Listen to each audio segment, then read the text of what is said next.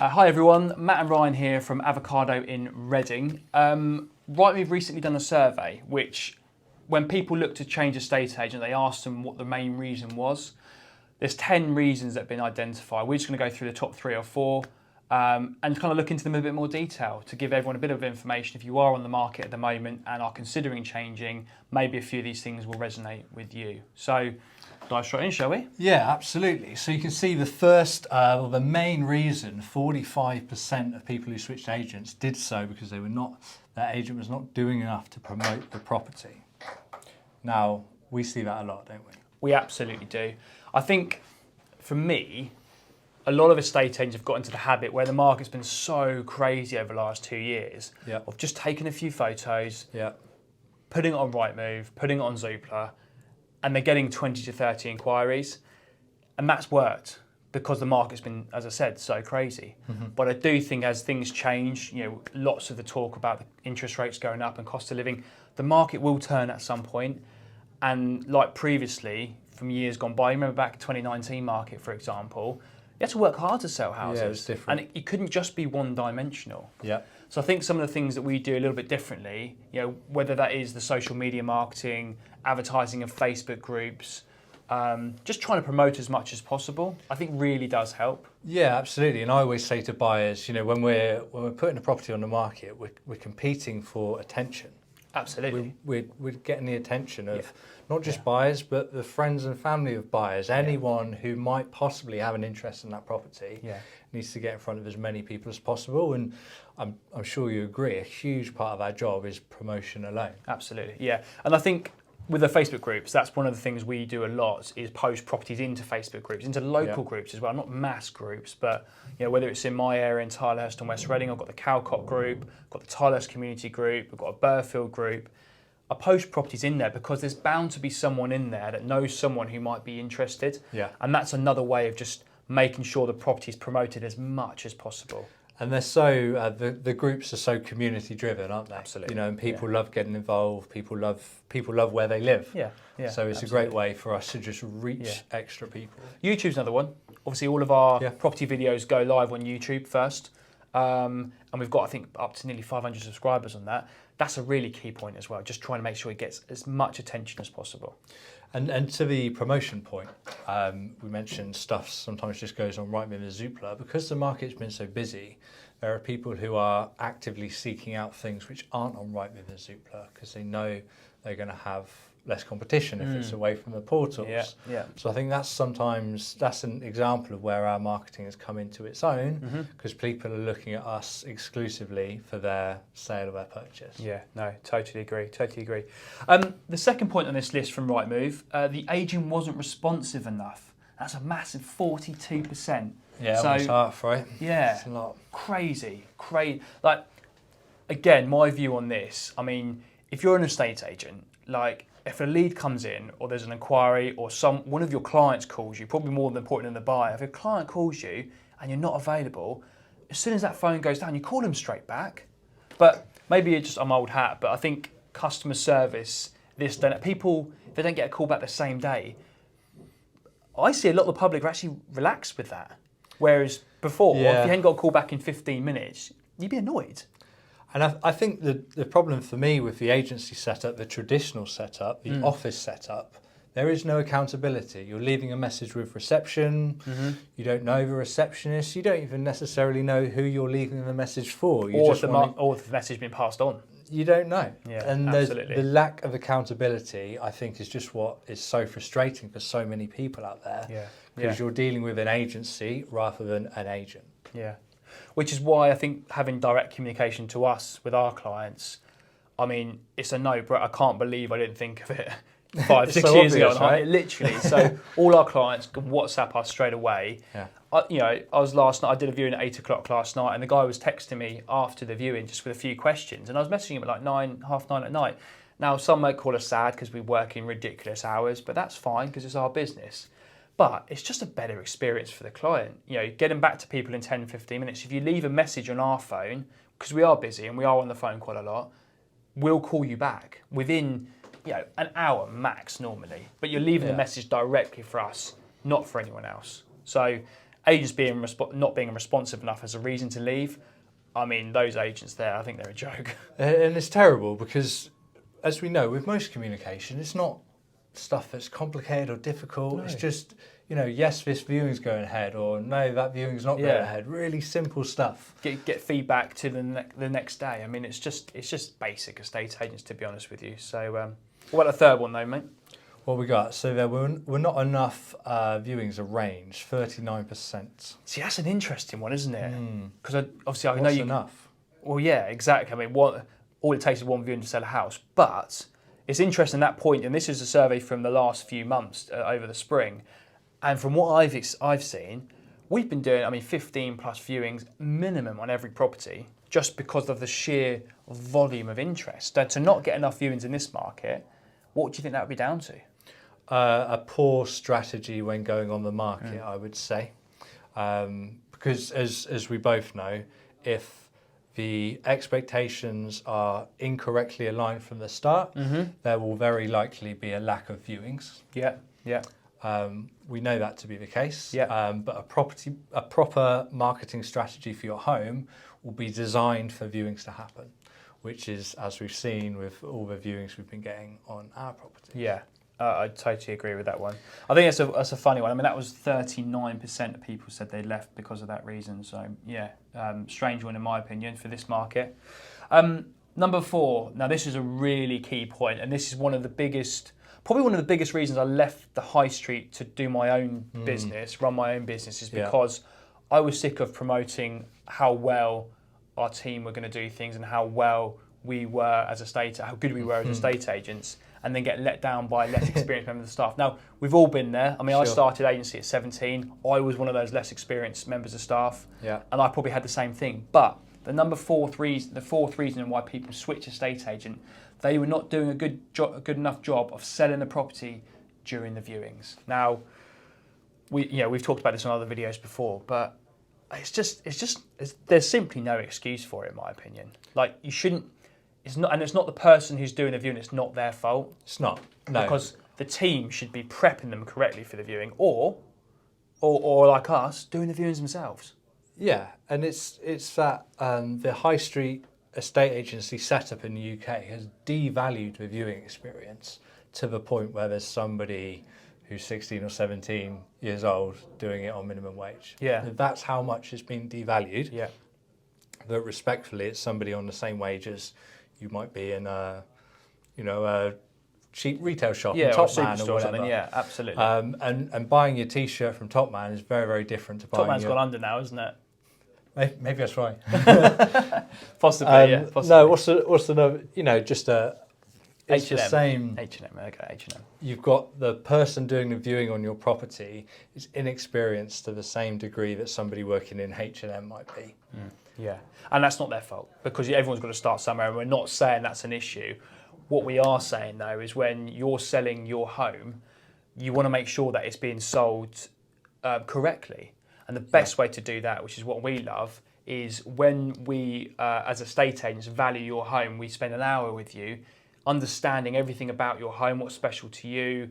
We know all the reasons why you want to move. But then when we personally come back and do the viewings with experience, 15 years, obviously you've been in the agency quite a while as well, we can use all of our experience. We've done literally hundreds, possibly thousands of viewings in our careers. Thousands. Yeah, literally, would be, wouldn't it? And then we can portray that to buyers. And it is an art doing a viewing. People just think you open the door and let people walk around. There's an art. You've got to finish in the best room on the viewing. People don't realise that. But you've got to end the viewing in the best possible room in the house, because that's where you're going to chat about the property, and that's what people will be taking in. That's what they'll remember. Little things like that we just learn from experience, that unfortunately weekend staff or part-time staff or inexperienced staff, they're not going to know that. So it's not their fault, as we said, but something that probably needs to change, in my opinion. Yeah, I totally agree. What about the fifth one then, Matt? Where are we? 1, 2, 3, 4, 5. So the fifth reason for sellers wanting to switch agents, the agent wanted to reduce the asking price. 25% of people, that was their reason. Yeah, I think it's a difficult one, because I like to believe that any estate agent that goes out to value a house would never deliberately overvalue it. I like to believe that. There's a bit of a game that estate agents play where they need to win the business, and if they go in and be maybe ultra honest with the price, there's a chance they may not win the business because another agent who might be a good salesman has told someone their house is worth 25 grand more. And people want to believe that and want to get the best price for the house. Absolutely. So then coming back to reduce the price at a later date, I mean, my view, I would never really discuss a reduction within the first month of marketing because that's normally our blueprint on how we can run our social media campaigns and everything up until that point.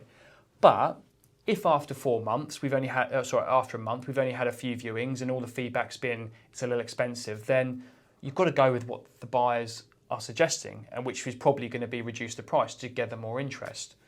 But yeah, for people to want to leave an estate agent because of that, I maybe question their motivation. Personally. Yeah, absolutely. And again, I think it comes back to a lack of strategy from the agent in the beginning. You know, as you know, we sell a lot of properties over the asking price. Yeah. You know, and it's about having honest conversations with people about market values from the get-go. Yeah, absolutely. We said we were going to do 3 or 4. We're now at number 5. I want to do number 6 as well because this one is something that is really important to me. Yeah. So number 6, it's also 25% people said they would leave their estate agent because of this reason. The type of buyers attending the viewings were not suitable. What's your views on that, Matt? I think if they're not, you only need one buyer, as we said. Mm-hmm. Absolutely. But also, it's important to establish what kind of person is going to be appropriate for that property from the get-go. Yeah, absolutely. Why this is so important to me, and again, I've said that earlier on in the conversation, where the reason I left the high street is because maybe I felt I could do a better job just on my own because of my experience and how I do things. But with viewings, when a buyer calls up to register or to book a viewing for a property, again, they're not speaking to another member of staff who's maybe not been to the house or not known the situation. They speak directly to us. So if someone phones up and I've got a house that's on the main road, for example, and they say on their conversation, I've got 2 cats, I don't really want a main road, I would be honest with them and say, well, look, this is on a main road. It's set back. You know, it's a good example. Yeah. But most negotiators, they just want viewings. So if a photo is angled in a certain way that it doesn't maybe show it's on a main road, they may not even tell that client. Client turns up to the viewing, well, I've got 2 cats, I don't want a main road viewing. Just an example, but I think it's good for us to speak to the buyers every time, understand exactly what they're looking for, because it means then we can then tell them, and I'm not afraid to tell people, look, this house isn't for you. Based on what you've told me, it's going to be a waste of both of our time and my seller's time. And as you said, with the high street offices doing that viewing anyway, because the sales negotiators are paid on the viewings that are booked and some the of them, viewings which are conducted. Yeah, absolutely. So for the person sat in that office, they're paid a basic wage and they get to go out for an hour and show a house which is unsuitable. Yeah. They don't care, it's not them invested. Whereas for us, it's our business, it's our time, it's our money going into more importantly, like take away the monetary side or the the gains that a negotiator on the high street may get, or even we get potentially. I mean, we don't get paid on viewings obviously, but time is important. But not just our time, I think most important is the seller's time. Yeah. I've got a client selling, she's got 4 kids, 2 dogs. For her to have a viewing, it is a hard work getting that house ready. And imagining getting the call the next day from the feedback saying, yeah, didn't want a main road.